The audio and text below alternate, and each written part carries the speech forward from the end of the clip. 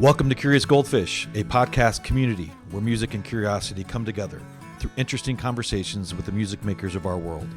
I'm your host, Jason English. You can find Curious Goldfish in all the major podcast and social media platforms, and of course, we have all of our content on our website, curiousgoldfish.com.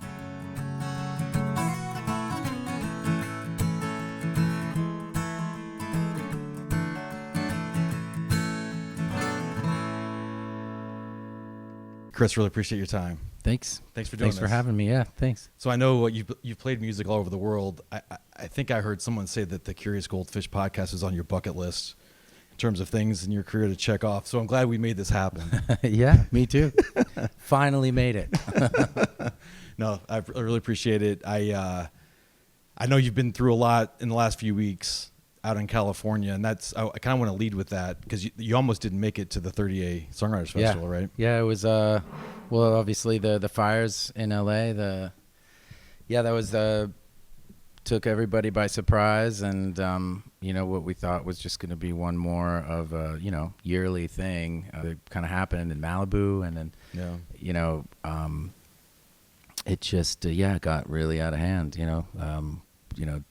that escalated quickly, and then when the smoke cleared on day 2, I think, and the winds died down, and we saw the destruction of the entire, it looked like Hiroshima, it looked like a nuclear bomb went off, and it was just, and then it wasn't over, it was just still going. My sister was in town. We just finished the holidays, and we were just ready to, get back to work, and then come here, and then it was just, and all of a sudden people are packing up, and we're all glued to this, watch duty app that everybody followed, and then the, the texts kept falling in, and one by one it was like, so and so lost their house, so and so lost, and then they're friends of mine, like a friend just got married and just bought a house. I mean, and others just redid their houses, and and then you're looking at all these, the Palisades is like all those homes that you see in those images. They're pretty much like $5-10 million homes each. Right. It's and you're just like, which area do you live in, and how close did it get? And you guys had to evacuate, right? Yeah, we did. Yeah, we live in Tarzana, and we live in this nook where we were. The fire, I think on day 2, or whatever, it's still a bit of a blur because we didn't sleep for 3 days. The first night I was just stayed up. All right, everybody go to bed, and there was like alerts happening, and I just stayed up all night, and just to not to miss anything. And they were like, oh, everything's, think they're getting a handle on it, and it just always the 0% containment, and you're just like, how is it 0% contained? It already took out an entire neighborhood, and then at some point it was like everything chilled out a little bit, and then except for the north part of the fire in the Braemar area, you guys are still on alert, and we're like, what? That's and that's us, and we're like watching the news, and then we realize that the app is just not refreshing quickly enough, and we realized that whatever fire line they've written down on this map is just way behind, and the fire is actually close. So we hiked up at, the top of the ridge is like maybe under a half a mile away, like a quarter mile away, and we went up there, and I have this video, and we see the fire is like 3 miles away, 4 miles away, and we're like, okay, and then the next day it was like 2 miles away, and just kept on getting closer, and all these looky-loos were coming up, and there's just people that live, I don't know God where, but and then my wife, who's a ex-journalist for CNN, she kind of like whipped out her credentials, and they were kicking people off the ridge, and she's like, nobody in our neighborhood has any info, and she got an interview. She got the fire chief happened to be there. Oh, no way. For a Cal Fire, and he's like, all right, everybody out but you come with me, and he took her up to the ridge. Oh my gosh. And he gave her a tour of the whole ridge, and he explained the whole thing to her, and he basically said, there's a tanker there, there's a tanker there, there's a tanker there. We have Encino Reservoir back there, which is right by, which is Encino Reservoir. And we have this giant, one of those water tower things, and it's got 10 million gallons of water, and this is the fire line. We've never it's never breached once, and we're going to hold the line. And this is a controlled burn. Now, a controlled burn is how they fight fires, forest fires. They set fires, and basically you just let the forest eat itself, and you take away the fuel on the back end of or the front end of a fire, so you create a fire line. But that controlled burn is like, you know, a mile wide, and like, you know, it's just looming thing in the air. And then he's like, at 4:00, there's going to be tankers coming in, and there was like a DC-10, McDonnell Douglas, and like all these super scoopers and 8 helicopters, and it's just on top of our hill, like, you know, it was like Vietnam. It was like, you know, apocalypse now, and everything that fire chief said would happen happened. Oh, nice. But at the same time, we're getting these warnings, and it was on the news all the time. The alerts for immediate evacuation kept on coming in at like 4:00 in the morning for go now, and it was like, oh no, sorry, that was a mistake. Oh, and so we're just like, we'd be like falling asleep, and it was like, doo, doo, you know, all the phones go off, even if they're on silent. It's like an Amber Alert. Yeah. And it's loud as hell. It's like, it's louder than your phone can go, I think, you know, and you're just like, oh my God. And then like we look and it's wrong, and, you know, we go back to sleep, and then finally, you know, these tankers came in, the smoke went down, and then it came back up again. And then all the neighborhoods around us got evacuation orders, and except us. We're like this nook. It's like a horseshoe around us, and like the distance is across the street basically. And my wife and I looked at each other, and it's like, I think it's time to go. Let's get the hell out of here. Yeah. And I watered down everything. I like spent the day before getting rid of every single leaf and twig and like kindling that I could. It was like, you know, 500 pounds of leaves in my backyard, and I couldn't walk the next day because I was like, like. And I'm watering down my house, and I'm looking at this crazy glowing thing, and I just said goodbye. You know, we just said goodbye to our investment, like the last 3 years of our life building this thing up, and it was weird. It was cathartic. It was like, okay, and we just took the documents and we left. Didn't know if it was going to be back. And also the bizarre fact of like not knowing if the whole neighborhood was going to be there. Right. It was just like, you know, you're looking at every tree, every house, like, I hate that house, but goodbye. Aw, I'm going to miss you now, you know? And, you know, it's like, oh, there's that crazy podcaster with her ugly ass car with her face all over it. God, okay, you can burn that one. And, you know, and then, but it was weird. So we went up to our friends in Ohio, and then we had this oddly with another family. You know, that was the other thing too. There's all these refugees everywhere. Like these, when the Sunset Fire blew up, was close to a bunch of friends in Laurel Canyon, their entire family with their cats. We have dogs. We had to put them in the garage. It was like, it was just, our house was full of people for like that week. And then all of a sudden we were those people. Yeah. And we went to a very nice house, and it was this oddly calm thing. And you know, it was just this serene place in Ojai. Yeah, it was like an hour drive. Yeah. And then it was the first time we felt safe. And which was, you kind of breathe, and I got my kids, I got the dogs. And so I'm like, you know, really everything, you know, it simplifies your life. Like, that's all I need. Like, I don't really need all this other stuff. Like, whatever, it's a loss, insurance. Yeah. We had fire insurance, thank God. But like, you know, a lot of people don't. And it's just, and then you have this like, and then when we came back, it's just like the survivor's guilt. You know, it's weird. So it's like, all I'm thinking of doing now is helping. And there's my kids' school. We go to a French school called Lila. It's a lycée, international lycée, and they have a Pasadena branch. 27 families lost their houses, and so sad. And the head of the school, she lost her house. She went to the school made it the campus, and she went to school that day, talking to the kids, and she's, you know, telling them like, hey, this is traumatic. And I know we have 27 families, and these, you know, everybody's traumatized. You know, Los Angeles, especially Altadena and the Palisades, obviously, they're just traumatized. But she actually got to sit there and say, I'm wearing clothes from a donation center. Like she lost everything. Jeez. And well, we're glad you're safe. Yeah. So, anyways, and your family's safe. They're back in LA. Yeah. Right sorry, now, I didn't mean to go on and on about that. No, I think I'm appreciate you like sharing. processing too. Appreciate you sharing. But they're safe. You're here. Yes. You almost didn't come, but we're glad you're here. Yes, and that was why. That's why your one question in that 20-minute response. Good. That's why. It's all good. It's all good.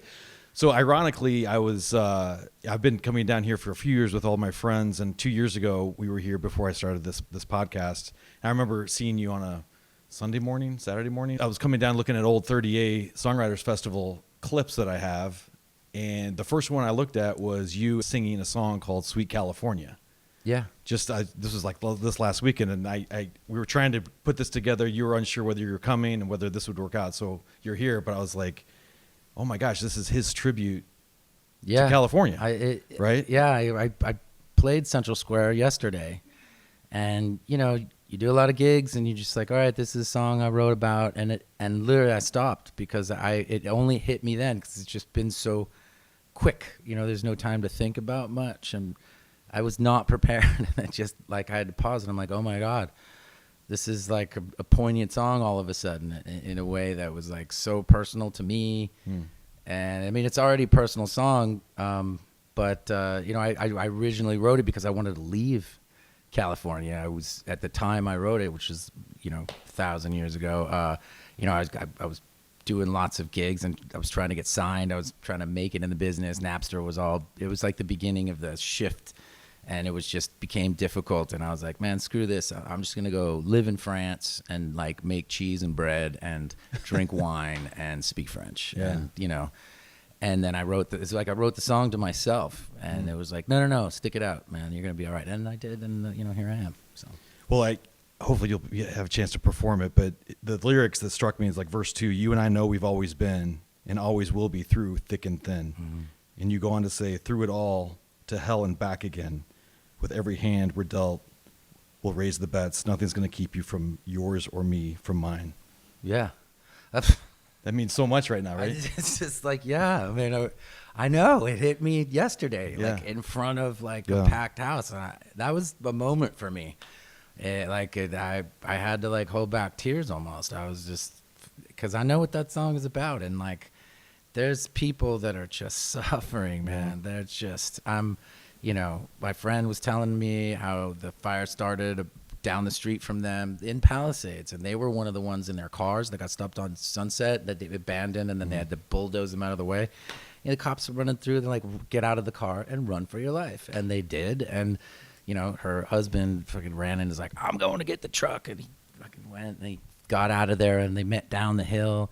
Anyway, it's just, and after that, like they lost, all these cars are burned on one side of the road, not on the other. Yeah. And there's the people whose neighborhoods are gone, and they're the only house left standing. Like, what do you do with that? Like, to me, that's insane. Yeah. Through thick and thin, like, how do you, it's like, those words aren't enough, you know what I mean? Right. But they say it, but it's, it's a lot. Are you going to be involved in any of the musician artists fundraising? Yeah, I've seen some of those kind of come online. Yeah, recently. it's starting. I'm getting a lot of. There's a lot of that going on, and there's a lot of stuff. Mainly, first and foremost, we're just trying to get food and supplies, and like I said, through our school, they made a donation center. Outside of LA, USD or whatever, and theirs was so well organized that the local government came in and they added them to their list, and they were like, can we use you too, because you guys are the best. And so hats off to Leela and everybody there. And we're just trying to get, it's like, it's baby food, cat food, dog food, diapers, it's like these like first line products that are just essential that they just don't have, because freaking grocery store, the bank, the gas station, like their whole thing is like wiped off the map. And if you look at any images of Hiroshima, it looks the same. It's just, I was like, those documentaries, you're like, okay. Anyway, so that's that. But then there's a LA Forum show that's coming up at the end of the month. Actually, my dad's playing. It's funny, I just texted him and I was like, let me know if you need backup. Oh, nice. All right. And, I'd like to come, like, say thanks, because, man, those freaking warriors, the firefighters, the first responders, it's just the amount that they did, and the risks that they took, and the lives that they actually saved. I mean, they lost a lot because with 100-mile-an-hour winds, it's like they could just sit there and watch. but they you know, God bless them. So we're gonna do that, and you know, there's a lot. So if people see donation stuffs, there's GoFundMe pages. Like we need the help. You know, it's gonna be 10 years probably before all that part of Los Angeles sees the light of day again. It's incredible. You know, like in a way that it did before. Well, thanks for sharing that. There's 2 or 3 other topics I just want to hit. But yeah, that was important, and appreciate you sharing. So I don't know if you know this, you and I are both Aries. Oh, dude. You're at the end of the Aries. You're Yes. the 19th, right? I'm the 19th of April. Taurus cusp, Not only that, though, I'm older by 4 days. No way. So we both turned 50. Oh, yeah. This last year, right? Thanks for telling everybody. Yeah, Let's go. that's perfect. You look, no, I'm just kidding. But I was just going to ask you, because it's one of those things where I actually feared turning 30 more than 50 for whatever reason.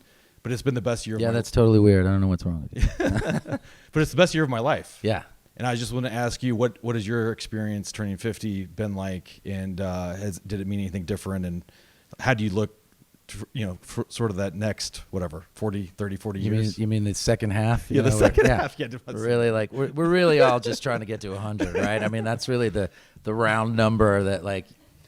Anyway, for me, I think once you hit 50, you're not at the point of like, well, I'm just happy to wake up in the morning. You're just like, you still have a future.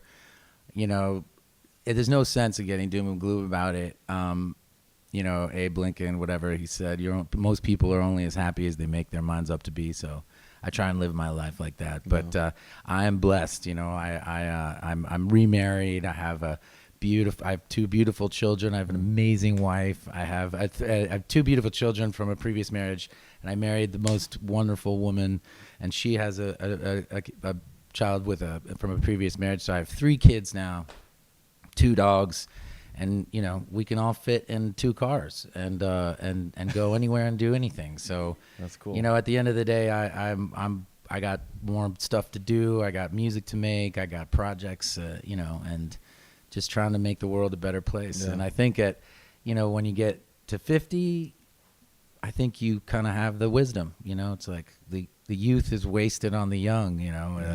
It's like I wish I knew what I know now when I was younger. Greatest song. Said it well. So that's kind of it for me. Okay. 30 was great though. I loved 30.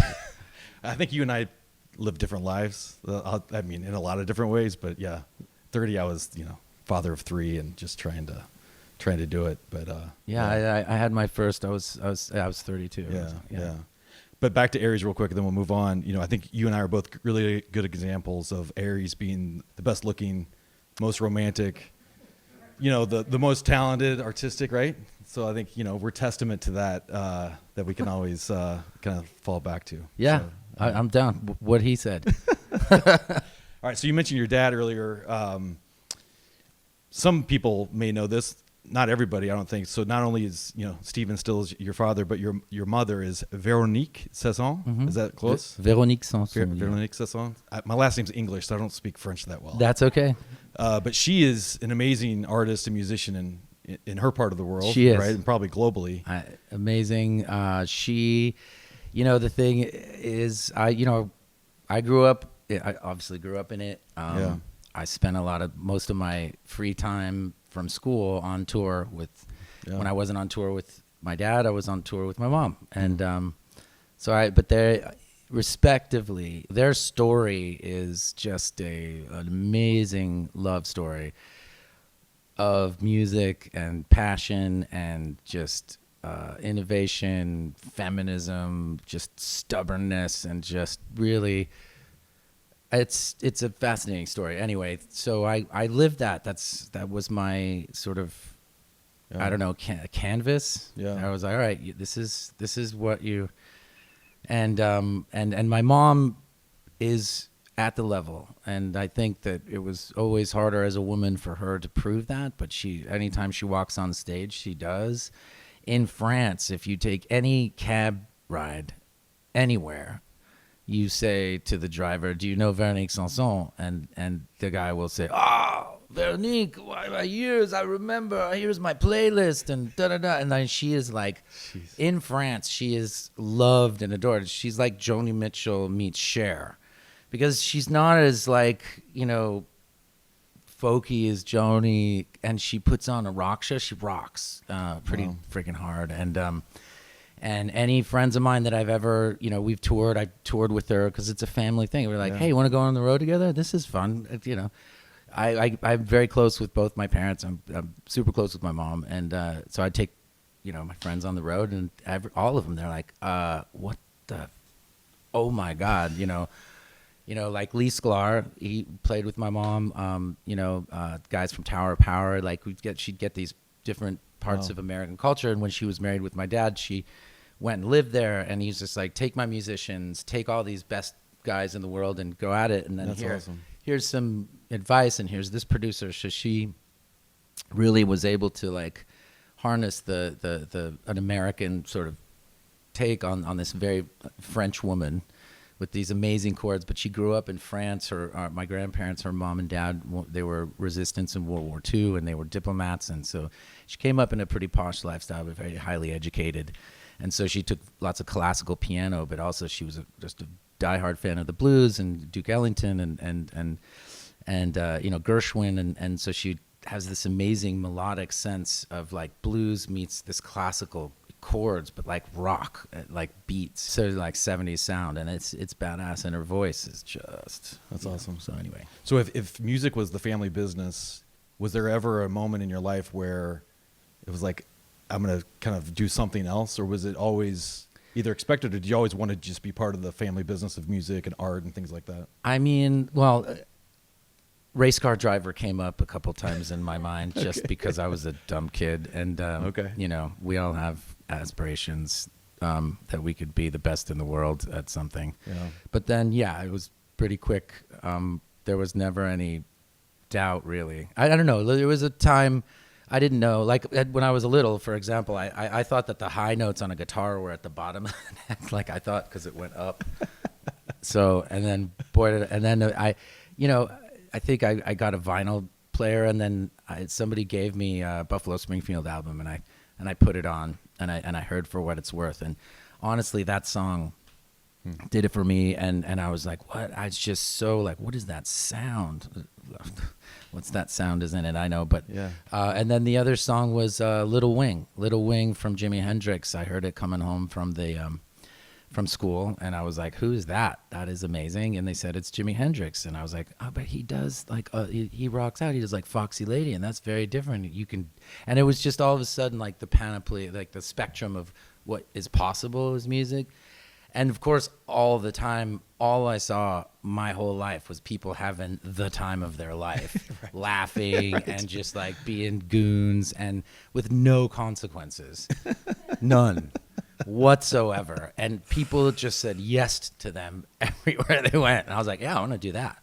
Yeah. And but then, yeah, the music part of it hit me, and then I discovered guitar. I grew up playing piano, and those are the things that, and then, you know, when I found guitar, it was like I could take it into my room, and then that very personal sort of, the pianos take up an entire room, and you can hear it everywhere. And a guitar, you can, and so I started to cultivate the writing part, and then, eventually 14, I wrote my first songs and played them for my parents, and they were like, oh no. And there it was. So okay. No other choice. Well, we're glad you stuck to it. I guess in terms of music, it's been a minute since you've released sort of a lot of new music, but it sounds like you've created something that's about to be released. Yes. New album called Hail to the Road. Is that right? Yes, that's right. I did it before the holidays, and then it's just this boring promotion stuff. But if you're not like Britney Spears or whatever, Taylor Swift, and putting out a record in the holidays during Christmas is kind of dumb. Please don't do it.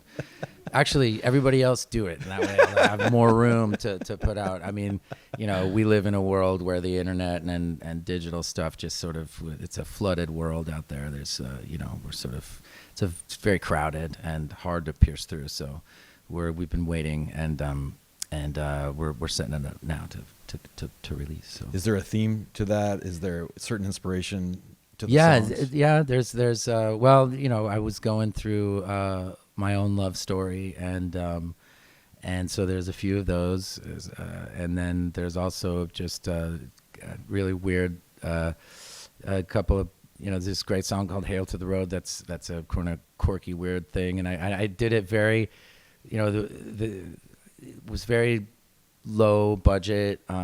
Just went into a studio and just kind of got Sean Hurley and Rob Humphreys and to play the rhythm section, and pretty much I played everything else. And I actually got to play drums on a couple tracks, which is cool. There's a Joni Mitchell cover actually. I covered Free Man in Paris because we have an apartment in Paris and I have a life there, and my wife loves Paris, and I was like, hey, and I demoed the song, and I just needed drums on it, and so I was like, let me just put drums on this, and then it was like, wait, Chris, you're a drummer? We didn't know, and it was really fun. Anyway. Awesome. All right, Hail to the Road. What's the timing on that? Next couple months? Yes, that's somewhere in and around there. Yeah. Okay. All right. It's like we're gonna announce. Okay, got it. But you get the first. No, it's exclusive. Yeah, love it. Plus, it'll take me forever to put all these episodes together. Yeah, I'm sure. Yeah, I've talked for just you can say the word pineapple. That'll be my your safe word for. Is that the safe word? Yeah. Like stop talking. All right. Well, pineapple. No. All right. So we'll wrap up. Really appreciate your time again. I guess. I was kind of telling you about the inspiration for what I'm trying to do here. So I believe like in relationships and family, corporate world, whatever, curiosity is underrated. I think we need to have more curiosity in the world. So I guess at this point in your career, with all the things that you've done and seen and experienced, what are you most curious about? I'm curious whether or not we're going to get out of this thing alive. I'm curious. Well, that's an interesting question. I'm curious where the world is going to go in the next 4 years. I'm curious as to how my kids are going to come up in this world. I am curious about what's for dinner tonight.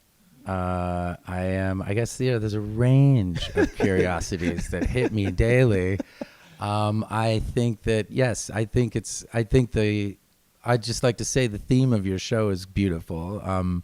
The goldfish thing is great.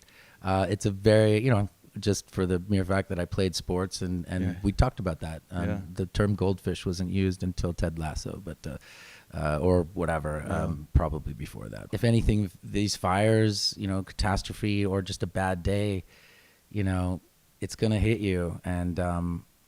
And you gotta just move on, Even after these fires, it was weird. We had all these coverage. There was no commercials for 2 days on local television, and they just 24/7. The newscasters were up as long as we were. I watched them because they never left. And then things started to calm down. They got a handle on the fire, and you knew that people were moving on when the commercials came back.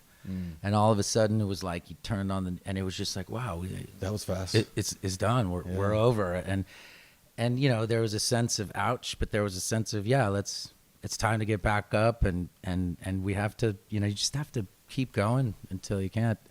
But I will say that I saw this thing on Kurt Vonnegut, and he said it great, and I've said it the other day in a show, but if there was ever I'm not a religious guy, but he said if there was ever proof of God or a higher power, it's music. And I love my trade. I love what it does. I think I'm curious to see where that goes with AI. There's this, I think I'm curious about humanity, and where we see it. The world is a big place. There's so much in it, but we are a tiny blue dot in the middle of nowhere. And so, that's right. We find that duality going forward. That's what you think about when you're 50. I agree. All right. Well, appreciate your time, man. Would you mind playing Sweet California? Yes. All right, cool. I mean, no.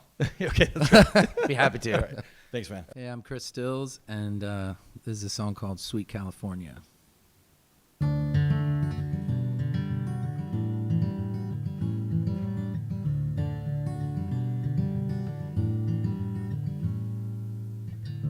Little lady of luck, be true to this feeling that I have for you.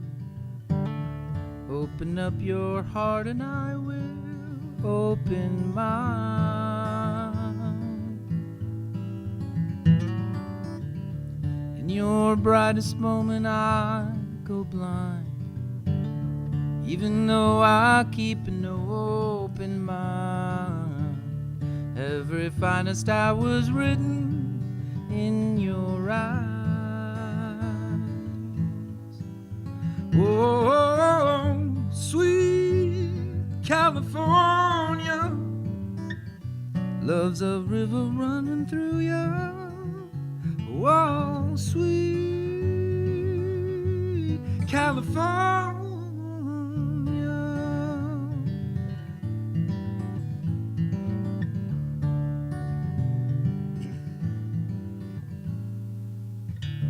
You and I know we've always been, and always will be, through thick and thin. Oh yeah, nothing's gonna come between us in our lives.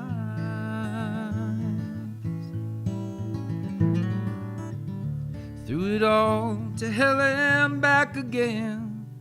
With every hand we're dealt, we'll raise the bets. Oh yeah, nothing's gonna keep you from yours or me from mine. Oh, sweet California, well, I don't ever wanna leave you with your starry nights shining through these starstruck eyes. Always dreaming, never sleeping, sure ain't leaving, you know how. All my sorrows will be gone tomorrow. You can follow me to be free in California. Follow me to California.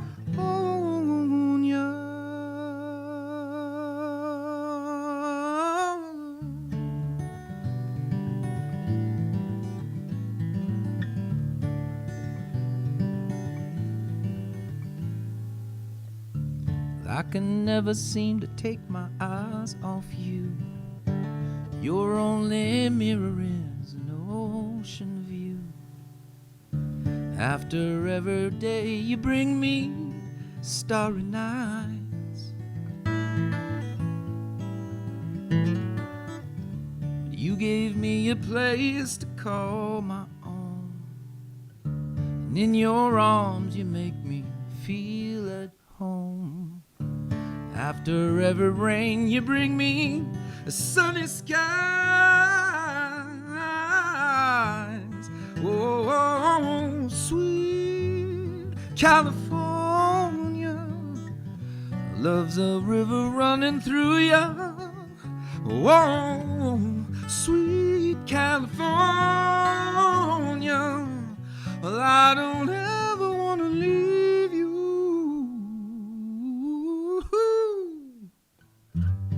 Sweet California, follow me to California.